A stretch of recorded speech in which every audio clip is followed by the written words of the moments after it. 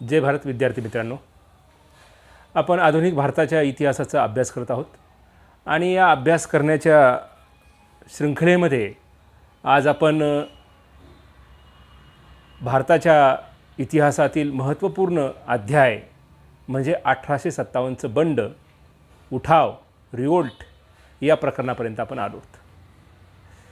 तर सर्वप्रथम आपण या 1857च्या उठावाची पार्श्वभूमी काय होती, तिची कारणं काय होती याचा अभ्यास करणार आहोत. मित्रहो, ब्रिटिशांनी अगदी चालाखीने भारताचा एक एक प्रांत, एक एक भाग आपल्या साम्राज्यामध्ये मिळवला आणि स्वतःचं राज्यकारभार तिथं एक प्रस्थापित केला. प्लासीच्या लढाईनंतर अगदी 1757 पासून ते 1857 पर्यंत म्हणजे एकदम 100 वर्षाच्या काळामध्ये ब्रिटिश ईस्ट इंडिया कंपनीनं आपली सत्ता, आपलं शासन अगदी निष्ठुरपणे भारतावरती प्रस्थापित केलं असं आपण म्हणू शकतो. परंतु हे करत असतानाही अनेक चांगल्या बाबीही त्यांनी केल्या. जसं की आपण बघतो की भारतामध्ये लॉर्ड मेकालेने एक नवीन शैक्षणिक धोरण भारतात राबवलं. ते शिक्षण इंग्रजीमध्ये देण्यासाठीचा आग्रह त्यांनी धरला.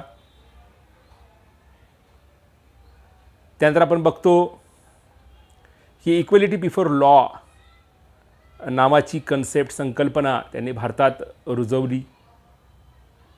ज्युडिशरी डिपार्टमेंट भारतामध्ये निर्माण केलं.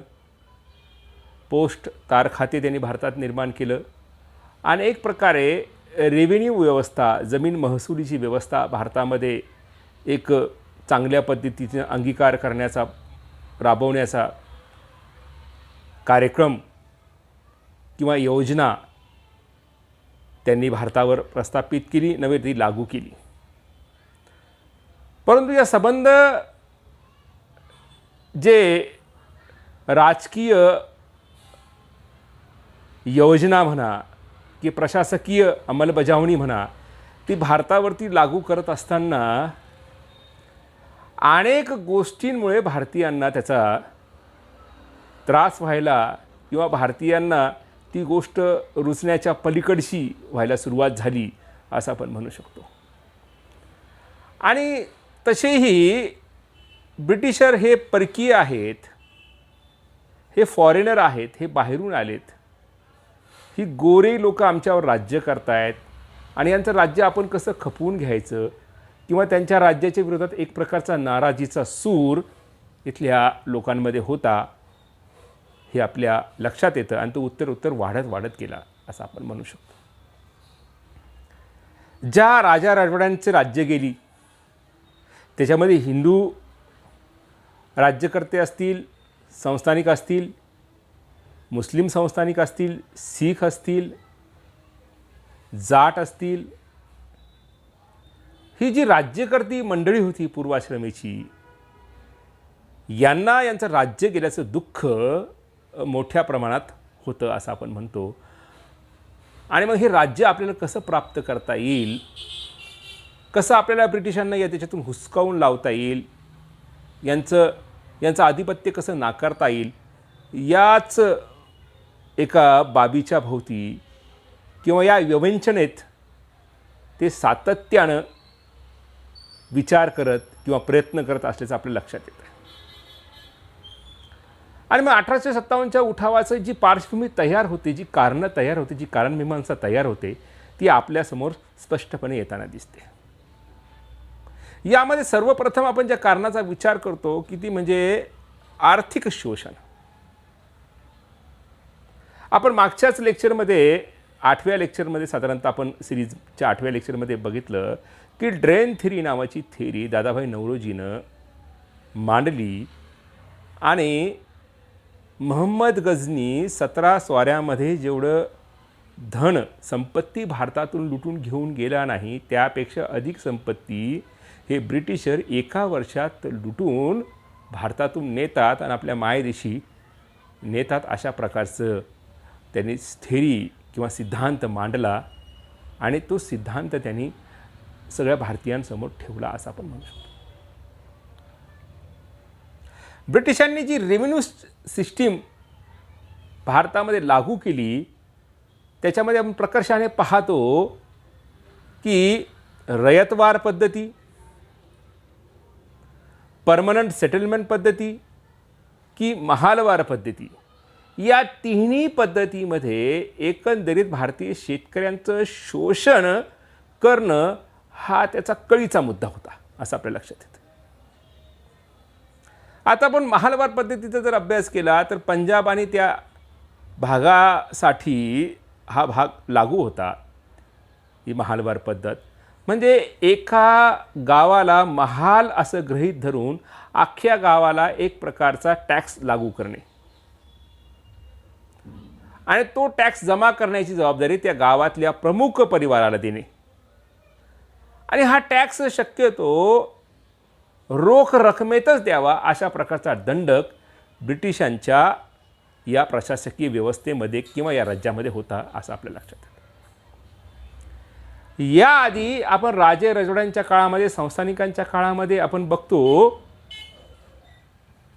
की टॅक्स हा धान्याच्या स्वरूपात आणि बाकी इतर स्वरूपातही जमा करण्याची मुभा होती. ती मुभा आपल्याला ब्रिटिशांच्या राज्यात किंवा त्यांच्या प्रशासकीय व्यवस्थेत आपल्याला दिसत नाही. दुसरी पद्धत आपण ज्याला म्हणतो रयतवारी पद्धत, डायरेक्ट प्रत्यक्ष शेतकऱ्याकडून टॅक्स जमा करणे, ह्या प्रकारची पद्धती ही मद्रासमध्ये लागू केली होती त्यांनी.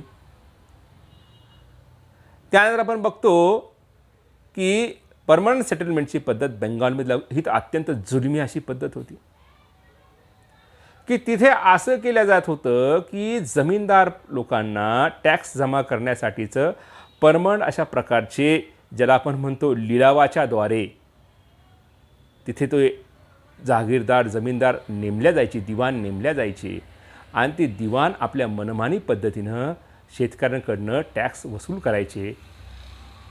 त्यातला जो भाग ब्रिटिश प्रशासनामध्ये जमा करायचा तो जमा करायचे, त्याशिवाय अधिक प्रमाणात जमा करून ते स्वतःसाठी तो टॅक्स ठेवत होते. बरं, ही जी जमीनदार पद्धत, ही दिवाण पद्धत जी आली परमनंट सेटलमेंट पद्धतीमध्ये, त्यामध्ये आपण बघतो की जे पूर्वीचे जे जमीनदार होते त्या जमीनदाराला वगळून शहरातले जमीनदार, युरोपियन जमीनदार, बाहेरचे जमीनदार, जो कोणी जास्त मोठी बोली लिलावामध्ये सांगेल त्याला तो त्या भागाचा टॅक्स जमा करण्याची परवानगी मिळत होती. असे मध्यस्थ जमीनदार तिथं आले की ज्यांना त्या शेतकऱ्यांविषयी कुठल्या प्रकारची आस्था नव्हती, कुठल्या प्रकारचं प्रेम नव्हतं.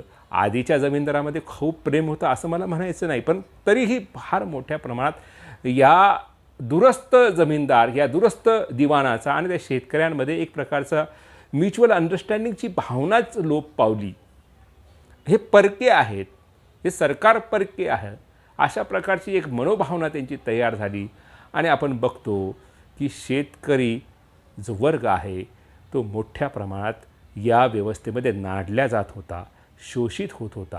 म्हणून साहजिकच तो या राज्यकर्त्यांच्या विरोधात होता किंवा होत चालला होता असं आपण म्हणू शकतो.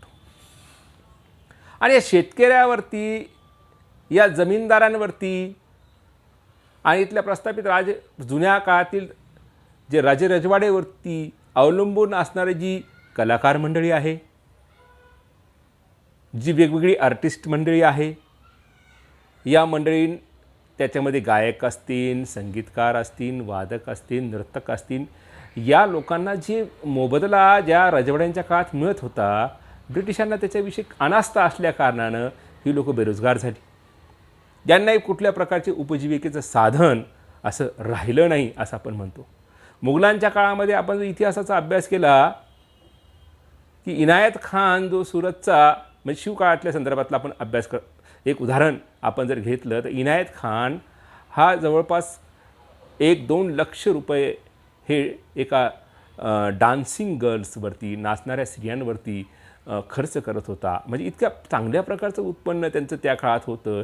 हे उत्पन्न जी इन्कम आहे ही ब्रिटिशांच्या काळात असल्या ज्या नाचणाऱ्या स्त्रिया असतील किंवा कलाकार मंडळी असतील, नाटक करणारी मंडळी असतील, वेगवेगळ्या कला सादर करणारे मंडळी असतील, यांचं बंद झालं आणि साहजिकच तो वर्ग ब्रिटिशांच्या विरोधात गेल्याचं आपल्या लक्षात येतं.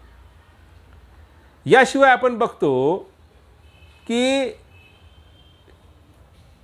कॉटन इंडस्ट्रीमधला पार्ट्स असेल, रेशम उद्योगातला कर्मचारी असेल, हा कर्मचारी हा उद्योगच पूर्णपणे ढासळायला सुरुवात झाली आणि ब्रिटिशांच्या हातामध्ये हे गेल्या कारणानं ब्रिटिशांनी मँचेस्टरमधने इथला कच्चा माल नेऊन तिथे पक्का माल तयार करून तो भारतात विकण्याची वाणिज्य व्यवस्था निर्माण केल्या कारणानं इथले जे विणकर असतील, कलाकार असतील, ही लोकंही बेरोजगार झाली, त्यांचंही उत्पन्न एका अर्थानं बंद झालं असं आपण म्हणू शकतो. आणि हाही वर्ग एक पद्धतीनं ब्रिटिशांच्या विरोधात गेला असं आपण म्हणू शकतो.